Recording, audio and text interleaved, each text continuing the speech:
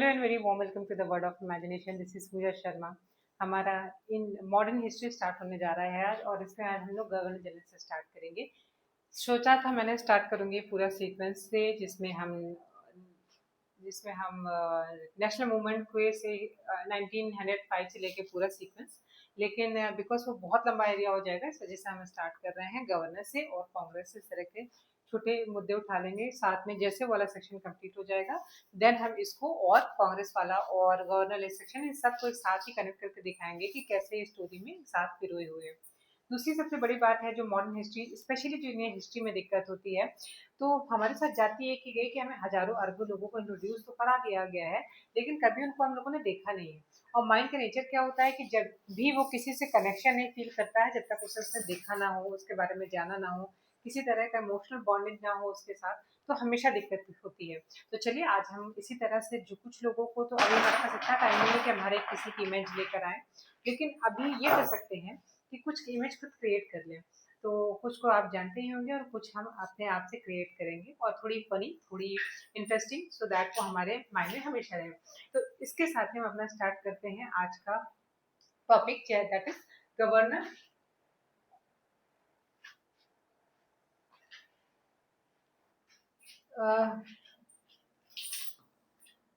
आज का हमारा टॉपिक रहेगा गवर्नर, गवर्नर जनरल और वायसराय वाले टॉपिक को हम यहाँ पे कवर करेंगे। तो शुरुआत करने से पहले एक कुछ दो कॉन्सेप्ट में जहाँ पे सबसे ज्यादा लोगों को दिक्कत होती है उसके बारे में हम बात करेंगे, और हमारा एक पैटर्न पकड़ लेंगे कि जिस पैटर्न पे हमें काम करना है। अभी नहीं, अभी तो आपको मम्मी के साथ खेलो। ये रहे हमारे 4 स्टेट। तो सबसे पहले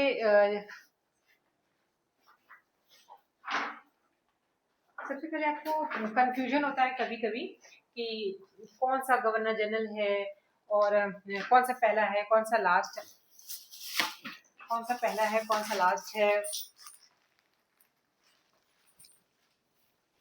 और चलिए,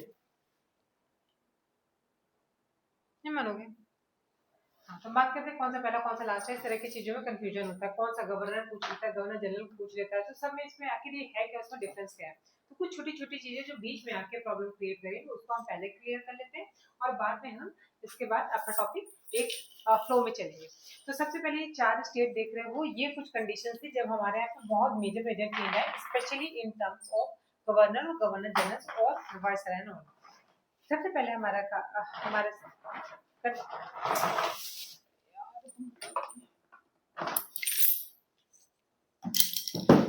इरिटेट कर रहा है ये क्या था।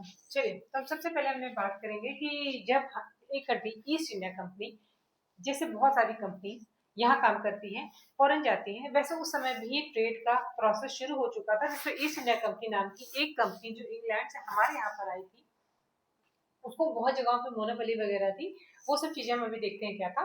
तो वो कंपनी यहाँ पे पर्पज से आई थी, कॉमर्शियल पर्पज से या फिर ट्रेड करने के पर्पज से यहाँ पर आई थी। लेकिन जैसे जैसे उसने यहाँ पर देखा कि हमारी जहाँ पे उसने इंटर किया है वो एक जहाँ पे उसने इंटर किया है वो तो एक सोने की चिड़िया है, तो क्यों ना इस पे हम थोड़ा सा अपना इम्पैक्ट बनाने के लिए, मोनोपोली बनाने के लिए एक कुछ काम करते हैं कि इनका अटैक करते हैं और इनका एरिया, इनका ये वाला सेक्शन, जैसे कि मान लीजिए इकोनॉमिकल सेक्शन को अपने कब्जे में ले लेते हैं, तब मेरे लिए हमारे लिए ज्यादा बेनिफिशियल होगा। क्योंकि वो इकलौती कंपनी नहीं थी, दुनिया में हर जगह से कंपनी आ रही थी, वो फ्रांस से हो सकती है, डच कंपनी थी, पोर्टुगीज थी, तो इन सब लोगों की वजह से यहाँ पे कॉम्पिटिशन बहुत ज्यादा था। तो कट थ्रू कंपटीशन में उतरने की वजह से उन लोगों ने डिसाइड किया कि आप थोड़ा सा हम इनके पॉलिटिकल मैटर पे इंटरफेयर करें, और फिर उसके बाद अगर हमें चांस मिलता तो जितना से ज्यादा हम पावर गेन करने की कोशिश करें, ताकि हमारा चाहे वो इकोनॉमिकल प्रोस्पेक्टिव से हो या फिर पावर के प्रोस्पेक्टिव से हो, हम सुपीरियर रहे। ये यहाँ से कुछ शुरुआत हुई थी। तो सबसे पहले जो उनका सबसे एक्सपेंशन था वो बंगाल में था, वो बंगाल में था। और बंगाल में जैसे ही प्लासी का वॉर हुआ था, ये सब आप लोगों ने पढ़ा ही होगा, यहाँ पर हम इधर फोकस कर रहे हैं तो हम मेजर चीजों पे नहीं जाएंगे। प्लासी के वॉर में आप देखोगे, आते हैं हम अपने यहाँ से, फिर प्लासी के बाद और बक्सर, ये दो बहुत ही मेजर वॉर रहे जिसने इंडिया की जो एक हम पास से गुजरते हुए आए हैं, जो आज भी हम जहाँ पर रह रहे हैं, उसके पीछे इन दोनों वॉर ने बहुत बड़ा रोल प्ले किया था।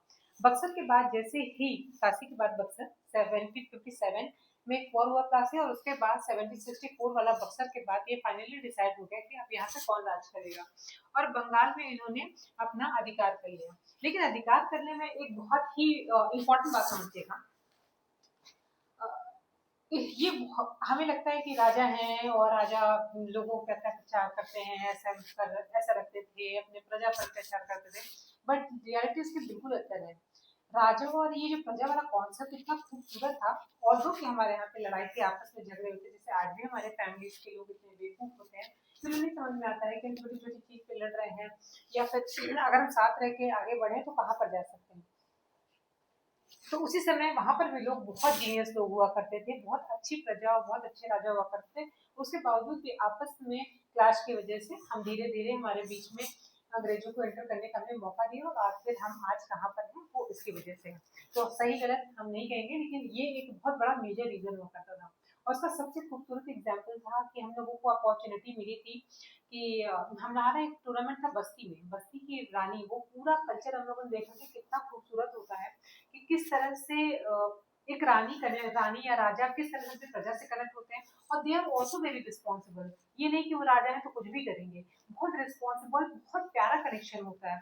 आज भी वहाँ के लोग अपनी रानी को रानी माँ बोलते हैं। हमारा टूर्नामेंट हुआ था तो वो टूर्नामेंट ऑर्गेनाइज कराती है। अनफॉर्चुनेटली उनके हस्बैंड की डेथ हो गई थी, तो उनके मेमोरियल, उनके नाम पर एक मेमोरियल होता है बस्ती में। तो आज भी वहाँ के लोगों को रानी माँ करके बुलाते हैं। वो ऑल्दो वो एक आईआरएस ऑफिसर है, फिर उसके बावजूद भी ये सब कल्चर वहाँ पर है। वो उन्होंने अपने महल में रुकवाया था, हम पूरे महल में रुके, किस तरह से वहाँ पे गोल्ड की रिंग वगैरह ऐसी पड़ी हुई थी, बच्चों को बहुत मानती हैं। और इतना शॉकिंग था कि वो एक बीइंग अ रानी, वो हमारे लिए खुद उन्होंने सर्व किया, उन्होंने खाना बना रही थी हमारे लिए, और हमें एंट्री दी कि हाँ ये हमारे फेस्ट लीजिए, मिठाई ले जाके बच्चों को बांटिए। तो बहुत खूबसूरत रिश्ता होता है। इस समय को समझिएगा, मैं इतना डिटेल में सब चीजों के बारे में क्यों बात कर रही हूँ। और एक मूवी है करिश्मा कपूर और रेखा है उसमें, तो वाली मूवी अगर आप लोगों को मिल जाए तो जरूर देखिएगा। वो किस तरह दिखाती है कि कैसे प्रजा और किस तरह के कॉन्सेप्ट उसमें राजा और प्रजा के बीच में रहा जाता था। इतना बैकग्राउंड क्रिएट करने का मतलब सिर्फ ये था कि ये दिखाना कि जब यहाँ पर उन्होंने अधिकार कर लिया, और पहली बात तो वो दूसरी जगह से आए थे, उनकी लैंग्वेज दूसरी थी, हम लोग अलग थे, और हमारे राजा और ये जो सिस्टम अलग था। तो अगर हम वो डायरेक्टली अगर वहाँ अटैक करके वहाँ पे कब्जा करने की कोशिश करते तो उनके लिए so called they are pretend that they are superior than us. तो अगर वो इमेज के साथ वो हमसे घुल मिल नहीं सकते थे। तो इन द बिगिनिंग उन्होंने सिर्फ रिवेन्यू पे अटैक किया कि पहले पैसा खींचो, बाद में देखा जाएगा, फौज तुम संभालो, फौजदारी मुकदमे हो गए या फिर न्याय व्यवस्था हो गई, ये सब तुम देखो, वो मेरा जिम्मा नहीं है। बट अगर हमने अधिकार कर लिया है तो टैक्स वसूलने का, पूरे बंगाल से टैक्स वसूलने का। और बंगाल प्रेसिडेंसी सिर्फ बंगाल आज का नहीं था, बंगाल में हमारा बिहार भी था, और उड़ीसा का भी काफी पार्ट उसी का पार्ट था। तो जब उन्होंने अधिकार किया तो उन्होंने सिर्फ टैक्स वाला सेक्शन अपने पे ले लिया, और राजा को पे करते थे, जो वहाँ के नवाब वगैरह थे उनको पे करते थे कि आपको इतना सर्टेन अमाउंट आपको दिया जाएगा, और उन्हें डायरेक्टली नहीं हटा सकते थे। तो इनकी टैक्टिक थी कि कुछ समय तक पहले ऐसे कब्जा करो, फिर फाइनली आगे देखते हैं क्या होता है। फिर इस तरह से उन्होंने पहले यहाँ पे दीवानी राइट किया। दीवानी राइट ये होता है कि टैक्स कलेक्शन का जो पावर थी वो चली गई अंग्रेजों के हाथ में। इसके बाद धीरे धीरे की उनकी टैक्टिक्स क्या थी कि वो पहले तो सेंटिमेंट को, एक जनरेशन के बीच में बहुत आपस में सेंटिमेंट के ग्राउंड पर बहुत जुड़े होते हैं लोग। तो एक काम करो, इनको पेंशन पकड़ाओ और दूर कर दो इनकी जगह से। अगर एक जनरेशन भी आपने उनसे काट दिया तो उसके बाद वो सेंटिमेंट या इमोशन ब्रेक हो जाएंगे। फिर उसको उनको कहीं भी बात में देखे आपने क्या राजा लोगों का हाल हुआ। फिर बाद में किस तरह से उनको पहले तो उनको वहां से हटा दिया गया, उनके बच्चों को बरगलाया गया, यहाँ भेज दिया गया पढ़ने के लिए। दिलीप सिंह की मैं बात कर रही हूँ यहाँ पे। इस तरह के बहुत सारे आप एग्जाम्पल देखेंगे। पहले सेंटिमेंट काटो, लोगों से जो जुड़ाव है वो खत्म करो, उसके बाद हम धीरे धीरे इनकी पेंशन भी बंद कर देंगे। अब सेकंड के साथ हुआ तो ये सब चीजें, ये पूरी टैक्टिक अपनाई गई थी। अब हम आते हैं टॉपिक पे। जब हमने देखा कि यहाँ पर बंगाल में, बंगाल वाले एरिया में, इस एरिया में इन्होंने अपना कब्जा कर लिया, तो यहाँ पे इन्होंने दीवानी राइट ले लिया। दीवानी राइट लेने के बाद अब समझिए, पहला सिर्फ बंगाल वाला एरिया इनके पास था, तो इन्होंने एक पोस्ट क्रिएट करी वो ईस्ट इंडिया कंपनी के अंदर आती थी। ध्यान दीजिएगा, ईस्ट इंडिया कंपनी का ही बेबी यहाँ पे मोनोपोली चल रहा है। तो ये है गवर्नर की पोस्ट। अब गवर्नर कहाँ का होगा, क्योंकि ये सिर्फ बंगाल वाला एरिया इनके पास है, तो वो गवर्नर होगा बंगाल का। फिर धीरे धीरे ऐसी कंडीशन बनी कि उन्होंने एक्सपेंशन करना शुरू करा, और एक्सपेंशन करते करते इन्होंने पूरा मद्रास, मद्रास एक बहुत बड़ा एरिया था, सिर्फ वो छोटा चेन्नई वाला नहीं, ये ऑलमोस्ट इन्होंने पूरा सदर्न एरिया कवर कर लिया। तो यहाँ पर ये गवर्नर की पोस्ट, इसको देखिए अगर ये क्लियर नहीं दिख रहा होगा तो मैं इसका कलर चेंज कर देती हूँ पहले तो।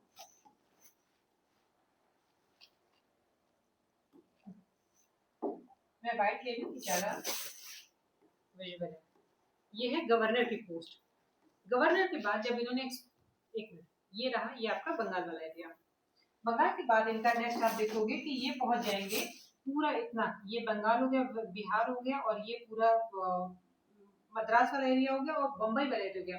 अब बम्बई, आज की बम्बई मुंबई छोटू सा नहीं था, उस समय गुजरात का पार्ट, यहाँ तक कि पाकिस्तान के जो सिंध वाला एरिया था वो सब इसी में आता था। ऑलमोस्ट इन्होंने पूरा इंडिया, जो प्रायद्वीपीय इंडिया है, उन्होंने कब्जे में ले लिया था।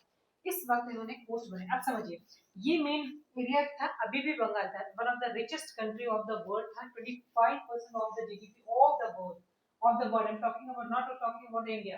25 GDP, 25% GDP of the whole world सिर्फ यहाँ से बंगाल का ही हुआ करता था, वो पार्ट अगर उसे कैलकुलेट किया जाए, इतना इनरिच एरिया था। तो इनका मेन एरिया यही था, लेकिन एक्सपेंशन यहाँ 3 जगह, यहाँ भी हो चुका था, यहाँ भी हो चुका था, इनका एक्सपेंशन यहाँ तो हो ही चुका था, यहाँ भी हो चुका था, और ये वाले एरिया में भी हो चुका था। तो इस वाले एरिया की वजह से, जो मेन जहाँ पर वो थे, इस वजह से इस एरिया का नाम रख दिया गया। अब जो पोस्ट बनाई गई नहीं, उसका नाम रखा गवर्नर, मैं लिखूं उसको पूरा, गवर्नर जनरल ऑफ बंगाल, ये हिंदी इंग्लिश मिक्स कर दे रही हूँ, बंगाल। हाँ चलिए, मैं इसको शॉर्ट में जीजीबी, जीजीबी का मतलब गवर्नर जनरल ऑफ बंगाल बनाया। अब देखिए, जो यहाँ पे गवर्नर लास्ट में बचा रहेगा या रहेगा लास्ट का, वही वो शिफ्ट कर जाएगा जब 70-73 का कंडीशन आएगा, तो वही बनकर क्या बन जाएगा, गवर्नर से शिफ्ट हो जाएगा गवर्नर जनरल ऑफ बंगाल पे। तो इस वजह से पूछता है लास्ट और पहला हमेशा एक ही रहता है। ये पहली पोस्ट थी, इसलिए इसका सिर्फ हमें क्लाइव के बारे में पढ़ना है। उसके बाद आया था हमारा, माइक बड़ा दिक्कत कर रहा है, एक मिनट के मैं इसको ठीक से लगा लूं पहले।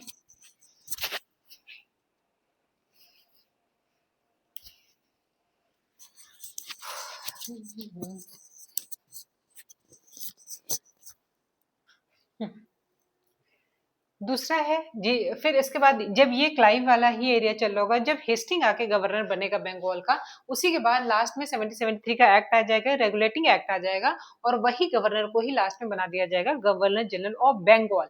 बंगाल मेन ब्रांच बंगाली रहेगा, बाकी और एरिया उनका कवर कर चुके थे, और ये बाकी एरिया उसके अंडर आते थे, इसलिए governor general of Bengal.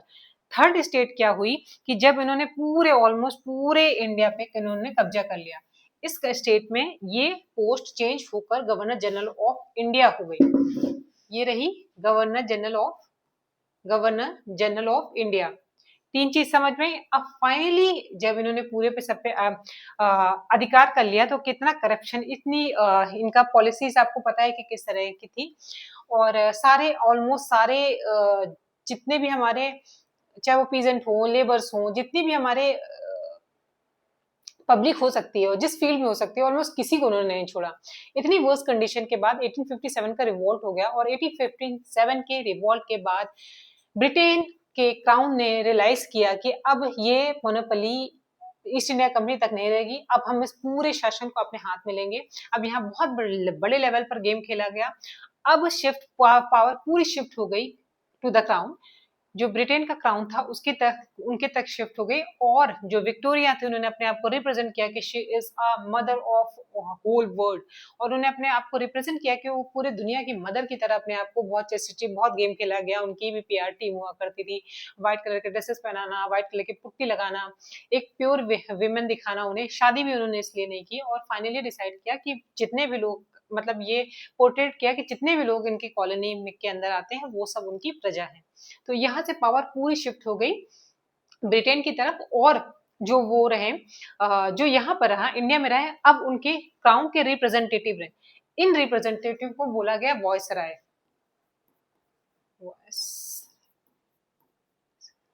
Viceroy viceroy. अब ये रहे वॉइसराय ऑफ इंडिया।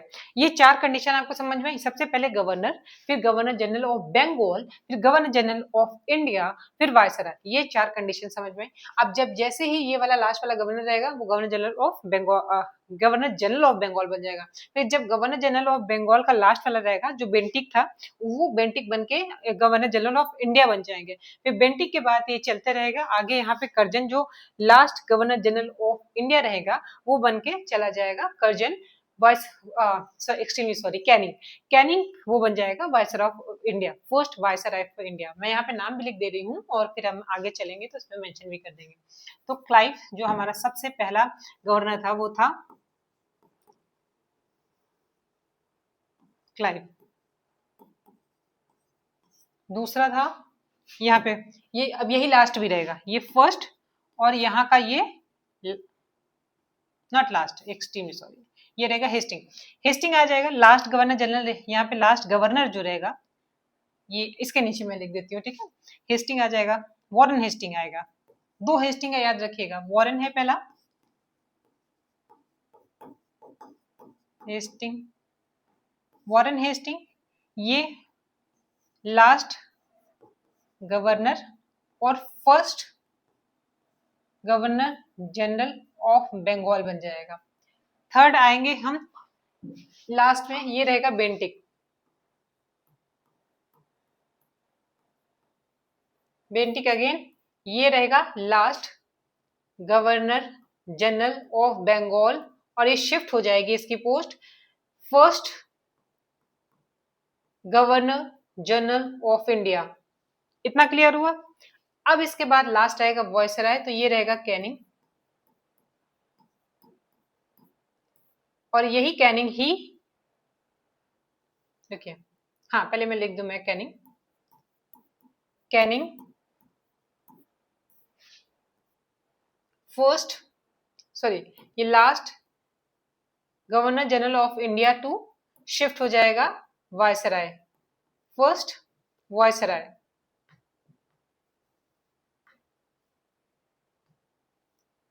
ये रहा फर्स्ट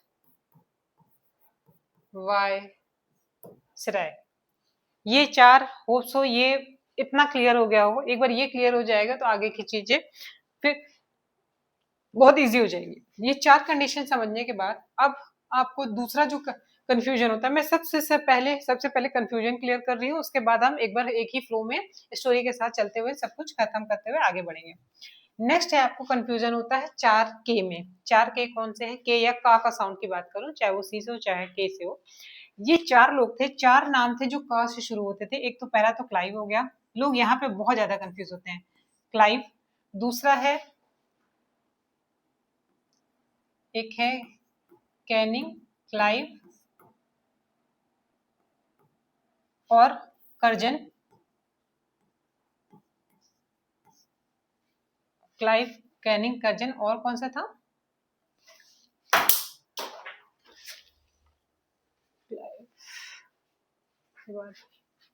एक था कॉर्नवालिस,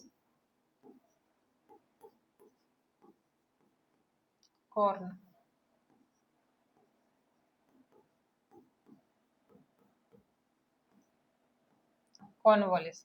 इन 4 में लोगों को बहुत कंफ्यूजन होता है। उसके पेन में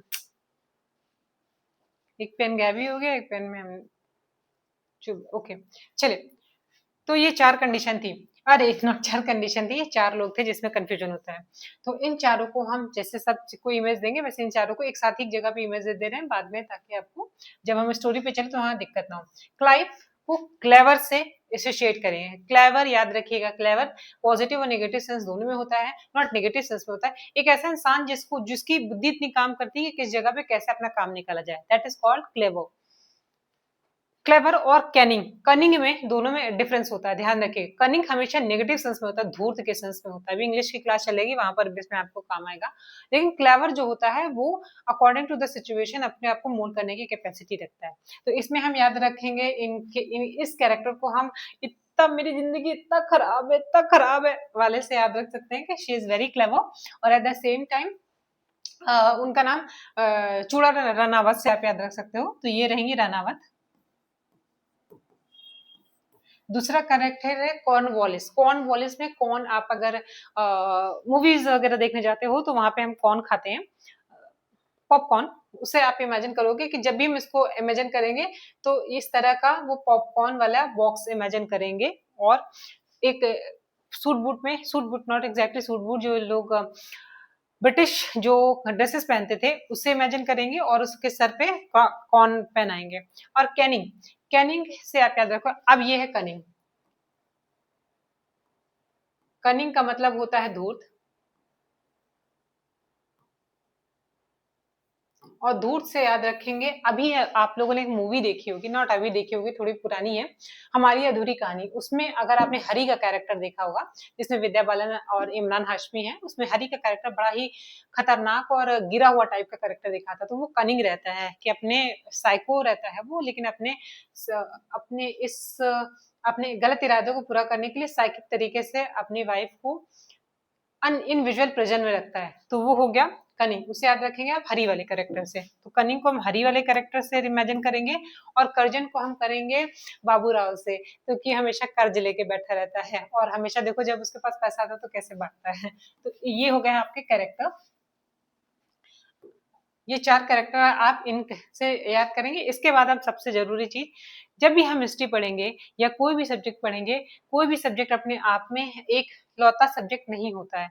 वो अ, कोई भी जो जो हम पढ़ते हैं अलग-अलग सब्जेक्ट, वो अपने आप में अलग-अलग सब्जेक्ट नहीं होते हैं, बल्कि प्रोस्पेक्टिव होता है। एक घटना घट गई, उसको हम हिस्टोरिकल पॉइंट ऑफ व्यू से कैसे देखेंगे, ज्योग्राफिकल पॉइंट ऑफ व्यू से कैसे देखेंगे, एनवायरमेंटल पॉइंट ऑफ व्यू से कैसे देखेंगे, या फिर हमने इसका पहले भी एक बार आपको एग्जांपल दिया था, एग्जांपल के साथ करूंगी तो ज्यादा अच्छे से समझ में आएगा। सपोज कहीं भूकंप आ गया, भूकंप का अब हम क्या देखेंगे, ज्योग्राफिकल पर्सपेक्टिव देखेंगे, तो हम वेव्स पढ़ेंगे, ये सब चीजें पढ़ेंगे, कहाँ आया, फोकस पॉइंट कौन सा था, ये सब। साइंटिफिकल अप्रोच से देखेंगे तो हम देखेंगे कि किस तरह से इससे बचा जा सकता है, इसका सोल्यूशन क्या हो सकता है, इसको किस किस तरह के मेथड यूज कर सकते हैं। जापान वगैरह से, जापान वगैरह का जो मेथड देखेंगे तो बहुत इनरिच है, वहां पे फ्रिक्वेंटली आता है, फिर भी वो लोग हमेशा तैयार रहते हैं। तो ये हो गया, ये हो गया हमारा साइंटिफिकल अप्रोच। अब हम इसे सोशल अप्रोच से देखेंगे, तो फिर देखेंगे कि लोगों पे क्या इम्पैक्ट पड़ा, कभी कोई एक इमोशनल कहानी वहां से जोड़ देंगे, किसी की कहानी की किस तरह से उसकी लाइफ पलटी, फिर किसी जानवर का एक, किसी कुत्ते की स्टोरी जोड़ देंगे, तो उससे आपका सेंटिमेंट्स जुड़ जाएंगे कि डॉग ने किस तरह से अपने घर वालों के लिए कितना सेक्रीफाइस किया और अभी भी वो याद कर रहे हैं, इस तरह की कोई कहानी जोड़ सकते हैं। तो ये हो गया उसका सोशल एस्पेक्ट, किस तरह से लोगों पे इम्पैक्ट पड़ा, बच्चों का एजुकेशन कैसे इम्पैक्ट पड़ा, तो ये सब चीजें हो गई सोशल एस्पेक्ट। फिर वही हम लोगों ने देख लिया, इन्वायरमेंट इम्पैक्ट देख लिया, फिर हम इन्वायरमेंट के बारे में बात करेंगे कि क्यों भूकंप आया, क्या कोई भूस्खलन हुआ था, लैंडस्लाइड जिसे बोलते हैं, या फिर कोई और रीजन था, या ह्यूमन बींग ने किस तरह से नेचर को इतनी वर्स्ट कंडीशन में ले आया है, किस तरह की घटना में देखने को मिल रही है। तो ये होते हैं कुछ प्रोस्पेक्टिव हर तरह के देखने के, हर चीज को अलग अलग तरीके से देखने के। अब आप लिटरेचर पढ़ोगे, इंग्लिश पढ़ोगे या किसी किसी लिटरेचर में पढ़ोगे, तो उसमें इमोशनल सेंटिमेंट्स भी डाले रहेंगे, साथ में आपको लैंग्वेज का भी टेस्ट लेने को मिलेगा। तो ये सब चीजें होती हैं अलग अलग प्रोस्पेक्टिव। और क्योंकि हमारा दिमाग सीखता एक प्रोसेस में है, जितना भी बड़ा पावरफुल क्यों ना हो, उसके बावजूद भी हम लोगों ने कहा था कि भगवान बड़ा समझदार था, इसको कुछ लिमिट दे दिया है, या उसको कुछ दिमाग में उसने बना रखा है कि इस पैटर्न पे चलोगे तब तुम ग्रैप्स कर पाओगे, चाहे कितना भी पावरफुल क्यों ना हो। तो इसलिए इस पैटर्न पे चल, जिस तरह हमारा दिमाग काम करेगा, हम चीजें उसी तरह ही सीखेंगे। हमें वियर्ड स्टोरी समझ में आएगी, हमें खुद का इन्वॉल्वमेंट समझ में आएगा, हमें इमोशन जोड़ना होगा, जैसे भी हमारा दिमाग पसंद करता है हम उसको पढ़ाई उसी फॉर्म में सजाकर, हलवा बनाकर, और उसे अच्छी तरह से सजा के देखें, ताकि वो खुशी खुशी खाए, जैसे छोटे बच्चों को हम बेवकूफ बनाते हैं। तो वैसे ही हम यहाँ पे बहुत सारे मेथड यूज करते हैं अपने अलग अलग सब्जेक्ट्स में। जब हमने सोसाइटी की बात की तो ये हो गया हमें देखने का, एक हिस्ट्री का सोशल पर्सपेक्टिव भी होता है, सोसाइटी के लेवल पे देखते हैं, सबऑर्डिनेट हिस्ट्री, वो सब हमारा मेंस का पार्ट है। लेकिन देखने का इसमें कौन कौन से मुद्दे हम मेजरली बात करेंगे, जैसे कंडीशन ऑफ वुमेन आ जाएगा, इसमें हम क्या देखेंगे, स्पेशली कंडीशन ऑफ वुमेन आ जाएगा, चिल्ड्रन हो जाएगा, उसके बाद हो गया पीजेंट की कंडीशंस हो गई, पीजेंट्स की कंडीशंस हो गई, लेबर की कंडीशंस हो गई। तो ये सब जितने भी सोशल एरिया से हम देख सकते हैं, मुद्दे देख सकते हैं, वो सब हो गया, या जनजाति हो गए, सबऑर्डिनेट हो गए, या फिर जनजाति हो गए, या ट्राइबल एरिया हो गए, ट्राइबल्स हो गए। तो इस तरह से सोशल एस्पेक्टिव से क्या देखते हैं, हिस्ट्री को देखेंगे। फिर हो गया हमारा दूसरा एस्पेक्ट क्या हो गया, पॉलिटिकल एस्पेक्ट। पॉलिटिकल एस्पेक्ट से देखिए कौन सी संधि हुई, कौन सी वॉर हुई, उसका इम्पैक्ट क्या हुआ, कौन जीता, ये सब चीजें हम लोग देखते हैं, तो वो पॉलिटिकल एस्पेक्ट में आ जाते हैं। अब जो भी हम पॉलिटी में जितने भी चैप्टर पढ़ेंगे वो सब हमारे पॉलिटिकल एस्पेक्ट में आ जाएंगे। जैसे कि अगर किसी जगह का कोर्ट सिस्टम आया, तो हम कोर्ट में जैसे कि न्यायालय बनाया गया था 1773 के एक्ट, रेगुलेटिंग एक्ट के बाद 1774 में न्यायालय बनाया गया था कलकत्ता में, तो वो किस में आ जाएगा, आपके पॉलिटिकल वाले से में आ जाएगा। फिर कोई संधि हुई, वॉर हुआ, ये सब जितना भी पॉलिटिकल एस्पेक्ट्स में जो भी चीजें पढ़ेंगे हम इसमें इस वाले मुद्दे में पढ़ेंगे। इसके बाद और क्या हो सकता है, इसी में आप एडमिनिस्ट्रेशन को भी ऐड कर सकते हैं, एआई सॉरी इंटरनेशनल रिलेशन को, आईआर को भी, ये सब, इन सब को जितना भी मैटर होगा वो हम पॉलिटिकल वाले सेक्शन में देखेंगे। उसके बाद सोशल फिर इकोनॉमिकल पर्सपेक्टिव हो गया, अब ट्रेड के पर्पज से कुछ हो रहा होगा, बिजनेस हो रहा होगा, टैक्स लगाया जा रहा होगा, तो ये, या फिर कोई जो कोष होता है, इसको क्या बोलते हैं, राजकोष वगैरह जो होता है, उनके बारे में अगर हम कुछ बात कर रहे होंगे, टैक्सेस के बारे में बात करेंगे, ये सब किसका पार्ट हो जाएगा, इकोनॉमी का। तो this is the approach to see a particular subject in a different level और डिफरेंट अप्रोचेस टू, एक सब्जेक्ट को डिफरेंट अप्रोच से देखने के तरीके होते हैं। इसी तरह हम आगे जब हम गवर्नर भी करेंगे तो इसलिए हम पहली बार इसको इंट्रोड्यूस कर रहे हैं, याद रखिएगा, ये क्लास जरूर देखिएगा। इसी पैटर्न पर अगर आप मेरे साथ कंटिन्यू करना चाहते हो तो ये क्लास आपको बहुत हेल्पफुल होगी, इसी के पैटर्न पर ही हम आगे बढ़ेंगे और सारा हमारा हिस्ट्री इसी तरह से कवर होगा। और ये सिर्फ मैं अभी बता रही हूँ कि सिर्फ पहला क्लास है जो आपको टाइम टेकिंग लगेगा, क्योंकि जब हम नई चीज इंट्रोड्यूस करते हैं, स्पेशली कुछ लोगों के लिए, हर जिसके लिए इजी होगा तो डोंट से कि ये बहुत इजी पढ़ा रहा हो, हमें सबको लेके चलना है। तो जिनके लिए नया है, दिस इज द प्रोस्पेक्टिव। उसके बाद हम अपने मेंटल टेक्निक और को इन्वॉल्व करते हुए चीजों को याद करते हुए चलेंगे, क्योंकि हिस्ट्री बहुत चैलेंजिंग हो जाती है बहुत सारे लोगों के लिए, जो लोग इस बैकग्राउंड से नहीं है, या जो लोगों ने किसी को देखा ही नहीं, तो हम उनके बारे में चीजें याद कैसे करें। ये इकोनॉमिकल पर्सपेक्टिव हो गया, इसमें कॉमर्स आ जाएगा, ट्रेड आ जाएगा, टैक्स आ जाएंगे, कोई भी इकोनॉमिकल एस्पेक्ट से वो लिया जाएगा, डिसीजन लिया जाएगा, तो वो सब इसमें हो जाएगा।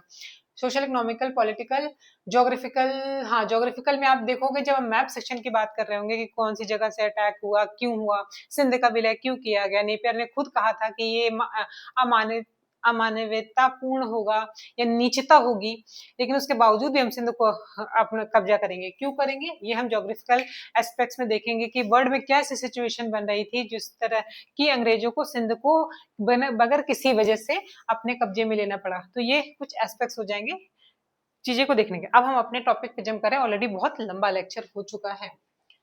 ये रहा हमारा गवर्नर जनरल से। अब पहला आप देखोगे कि इसको हम डिस्कस कर चुके हैं, सिर्फ मेन पॉइंट को हम काम करेंगे इस पे। 1775 में प्लासी का युद्ध, सिराजुद्दौला की हार, सिराजुद्दौला की हार और बंगाल पर अंग्रेजों का आधिपत्य स्थापित हो चुका था। इसके बाद कंपनी ने बंगाल के नवाब मीर जाफर को गद्दी से हटा दिया था। यहाँ पे बड़ा मीर जाफर, मीर कासिम वाला बड़ा नौटंकी हुआ था। ये सब चीजें हम डिटेल में बाद में करेंगे, अभी सिर्फ गवर्नर पे फोकस करिए। 75 में सिराजुद्दौला की हार हुई थी और बंगाल पे अंग्रेजों का अधिकार हो गया था। कंपनियों ने बंगाल में नवाब मीर जाफर को गद्दी से हटा दिया था। क्लाइव बंगाल का ब्रिटिश सत्ता का संस्थापक कहा जाता था। अब ब्रिटिश सत्ता का संस्थापक कौन कहा जाता था, बट ऑब्वियस है जो किसी चीज की शुरुआत करेगा वो संस्थापक कहलाएगा, तो ये कहलाएगा आपका ब्रिटिश सत्ता का संस्थापक क्लाइव हो गया। इसके बाद है दूसरा है कार्यकाल। ये वाले सेक्शन अब इस पॉइंट ऑफ व्यू से इंपॉर्टेंट है। 1764 के बाद युद्ध मीर कासिम सुजाउद्दौला, सिराजुद्दौला या सुजाउद्दौला, शाह आलम द्वितीय, ये 3 लोगों के बीच में ये लोगों ने आपस में मिलकर फाइनली डिसाइड किया था कि अब हम मिलके लड़ेंगे और अंग्रेजों को हराएंगे। बट अनफॉर्चुनेटली ऐसे डेफिनेटली अनफॉर्चुनेटली ये लोग हार गए और इसके बाद अंग्रेजों का यहाँ पे बंगाल पे कब्जा हो गया।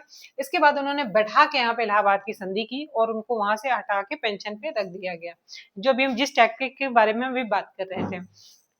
कंपनी का बंगाल, बिहार, उड़ीसा की दीवानी राजस्व वसूलने का अधिकार मिला। इसी के बारे में हम बात करते हैं। बंगाल, इसमें कौन कौन से एरिया थे? इसमें बंगाल, बिहार और उड़ीसा, इन तीनों एरिया की इसको जो बंगाल प्रेसिडेंसी थी, मैं बात कर रही थी बंगाल प्रेसिडेंसी की, प्रेसिडेंसी के अंदर ये तीनों आते थे, बंगाल, बिहार और उड़ीसा। ये दीवानी का राजस्व यानी वो कर टैक्स वसूलने का जो इनको अधिकार इनको मिल गया था। अब मुगल बादशाह शाह आलम द्वितीय को कंपनी ने बनारस में भत्ते पे, भत्ता वही जिसके हम बात कर रहे थे कि एक सर्टेन अमाउंट दे दिया जाता था कि ताकि आप भी खुश रहो। और देखो, जब भी बहादुर शाह आलम, ये है कहाँ, कौन? बहादुर शाह आलम क्या है? ये किससे? मुगल के वो थे, रिप्रेजेंटेटिव थे, राजा थे। उनको हटाकर कहाँ रखा गया? बनारस में भत्ते पे रखा गया। अब कहाँ से? दिल्ली से हटा के बनारस में, सेंटीमेंट तोड़ दिया गया। तो इस वजह से उनको अपनी जगह से जरूर हटाते थे वो। और फिर क्लाइव की और फिर लोगों में ये मैसेज आता था कि पैसा तो दे रहे हैं, ये नहीं समझ पाते थे कि कितना लॉन्ग टर्म में इसका क्या इम्पैक्ट पड़ने वाला है। और क्लाइव ने द्वैध शासन, डुअल सिस्टम, ये सबसे इंपॉर्टेंट है। द्वैध शासन किसने लगाया और किसने हटाया? द्वैध शासन यही होता है कि जिसे गद्दी पे एक पपेट बैठा दिया कि तुम अपने बाकी मुद्दे देखो और तुम्हें टैक्स पे करना है, मतलब टैक्स कलेक्शन मैं करूंगा और मैं आपको एक सर्टेन अमाउंट दे दूंगा। ये हो गया, पपेट बैठा दिया। और डुअल शासन, डुअल गवर्नमेंट की हो गई कि एक तो वो चलाएगा, सो कॉल्ड वो चलाएगा, और इकोनॉमिकल जो सबसे इंपॉर्टेंट एस्पेक्ट है उस पर हम अपना अधिकार रखेंगे। तो यही था द्वैध शासन, डुअल गवर्नमेंट सिस्टम जो थी, ये था।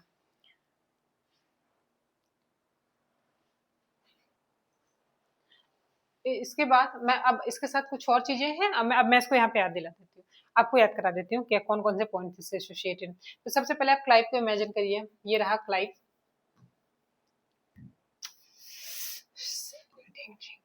extremely level of irritation। चलिए मैं नेक्स्ट पेज ही ले लेती हूँ, या इसी पे ले लेते हैं। मैं यहाँ साइड में लिख रही हूँ। पहला पर्सपेक्टिव क्या देखा? मेरे काम से सिराजुद्दौला और ये इलाहाबाद की संधि हुई और कंपनी बिहार दीवानी मिल गई। दीवानी कौन सा पर्सपेक्टिव हो गया? ये हो गया पॉलिटिकल दीवानी। और द्वैध शासन, क्योंकि हम गवर्नमेंट के बारे में कहाँ पढ़ते हैं, ये हो गया डुअल सिस्टम ऑफ गवर्नमेंट, ये इतना होगा। ये पॉलिटिकल एस्पेक्ट्स हो गए। इसके सिवा उसने क्या किया था? इसने यहाँ पे श्वेत विद्रोह, आपसे कभी कभी पूछता है कि श्वेत विद्रोह किसके काल में हुआ था, वो भी पहला इसी के काल में हुआ था, क्लाइव के टाइम पे। और दूसरा ये श्वेत विद्रोह, ये चार चीजें विद्रोह हो। और दूसरा क्या हुआ था? Society of trade, society of trade, society of trade में इसमें क्या बात हुई? सोसाइटी ऑफ ट्रेड और ये दो कंडीशन, इसको भी हम क्लियर कर देते हैं।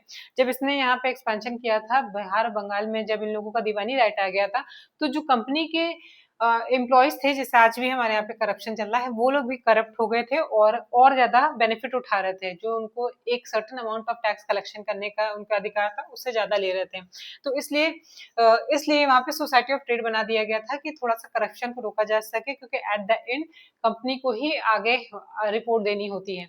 और वो हमेशा बैलेंस शीट में, जिस तरह से आज के टाइम में बहुत सारी कंपनी अपने आप को लॉस में दिखाती है, वो भी अपने आप को लॉस में शो कर रही थी, उससे बहुत बड़ा लॉस हो रहा था ओवरऑल लेवल पे।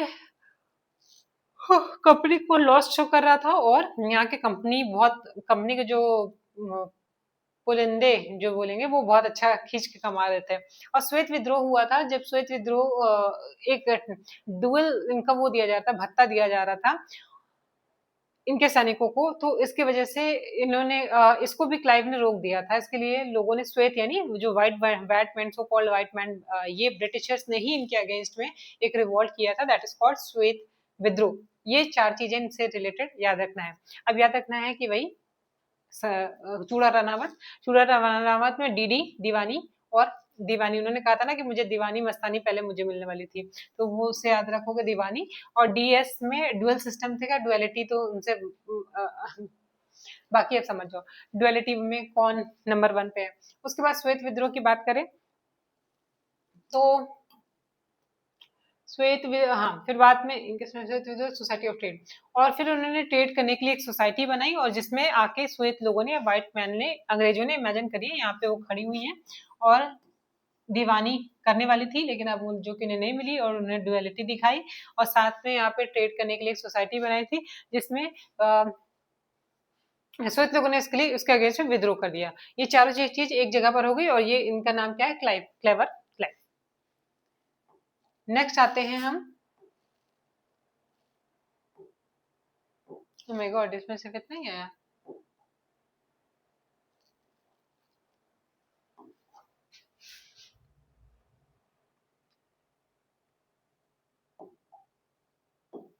पीडीएफ में तो मैंने पूरा लिया था।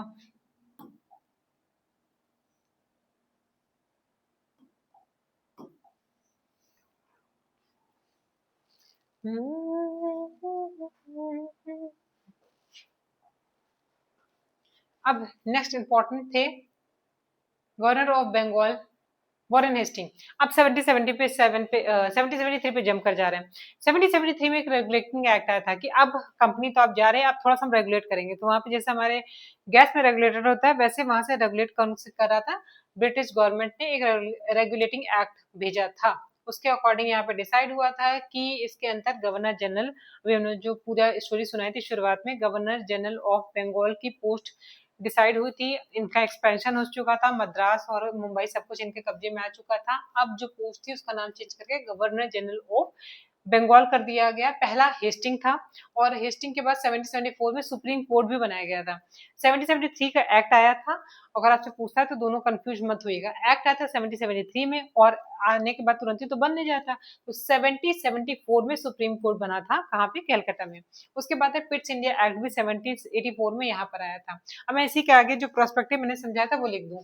एक्ट आया था, ये पॉलिटिकल मुद्दा हो गया, इसलिए हम इसके आगे पी लिख देते हैं। आप उस तरह से चार्ट बनाकर भी इसको लिख सकते हो, चाहो तो आप इस, oh don't don't don't don't don't don't don't चलिए, चाहो तो आप उस तरह से लिख सकते हो। ये रहा आपका पॉलिटिकल मुद्दा, ठीक है। उसके बाद 77 सुप्रीम कोर्ट, ये भी हम लोग किसमें पढ़ते हैं? पॉलिटी में पढ़ते हैं। फिर कोई पिट्स इंडिया एक्ट, ये भी पॉलिटिकल मुद्दा हो गया। रोहिला युद्ध, इसमें सब नहीं, मराठा वाला सेक्शन आप ध्यान रखिए बस। मराठा युद्ध भी इनके टाइम पर हुआ था।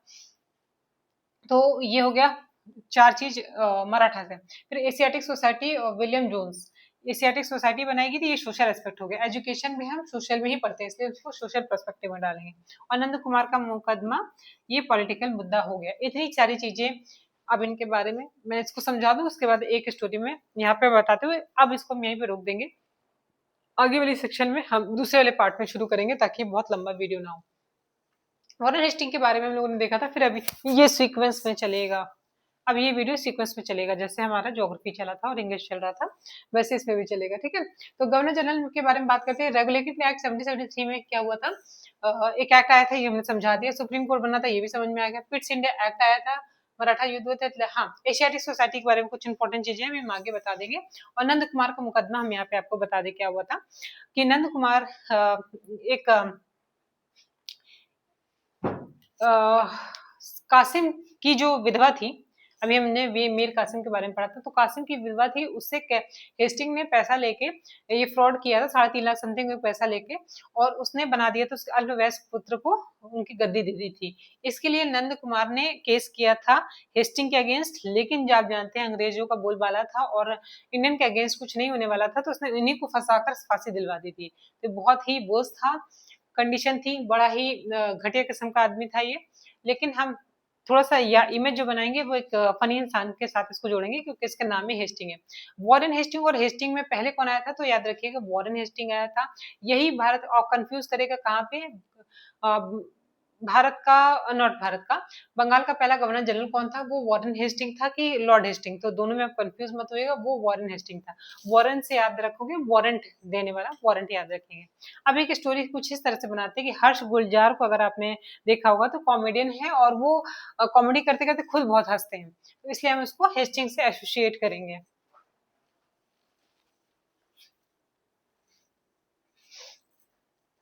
तो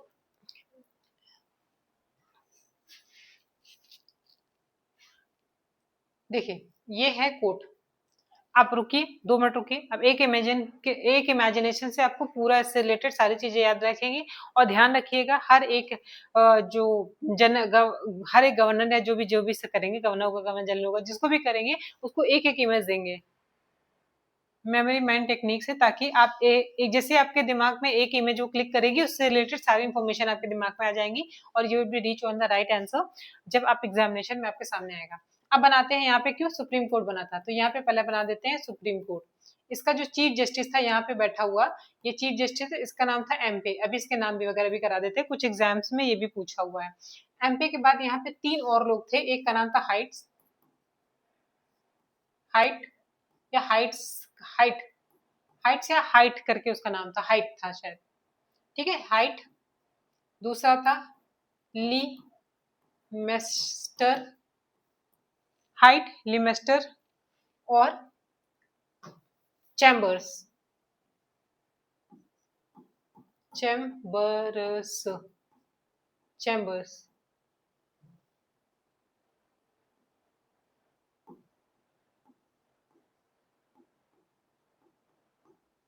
ये 3 नाम आप याद रखिएगा।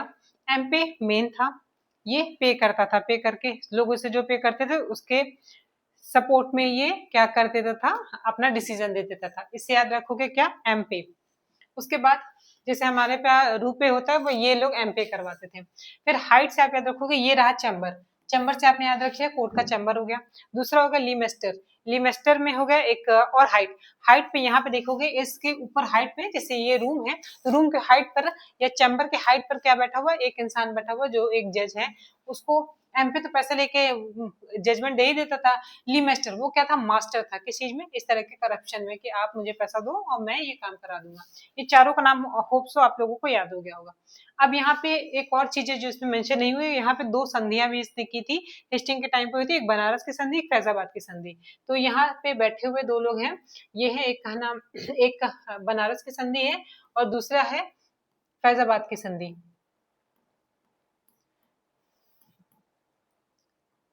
ठीक, इतनी इमेज आपको दिमाग में बनी। ठीक, अब यहाँ पे कटघरा है, कटघरे में क्या कौन खड़ा है, नंद, नंद किशोर किसी भी, या नंद भगवान, इससे नहीं, नंद भगवान से नहीं जोड़ेंगे क्योंकि इसको फांसी दी गई थी। इससे आप याद रखो कि नंद यहाँ पे खड़ा हुआ, नंद कुमार का जो मुकदमा हुआ था, ये हो गया बैरियर। इस इतनी चीजें से जुड़ गई। अब ये क्या करता था कि नंद कुमार को उसके साथ हेस्टिंग आया, और हर्ष गुलजार से आप इमेज याद रखिए। एक और इम्पोर्टेंट चीज मैं बता दूं, इसका इकोनॉमिकल एस्पेक्ट, एक इकोनॉमिकल एस्पेक्ट में इसने क्या किया था, मुर्शिदाबाद से ये अपना जो राजस्व जो वो होता है, कोष होता है, राजकोष जहाँ पर पैसा रखा जाता है, ये पहले वाले जो किसी ने नवाब ने किया था उसको हटा के दूसरी जगह मुर्शिदाबाद में शिफ्ट कर दिया था। इसलिए वापस ले आके शिफ्ट कहाँ पे कर दिया था, कलकत्ता में।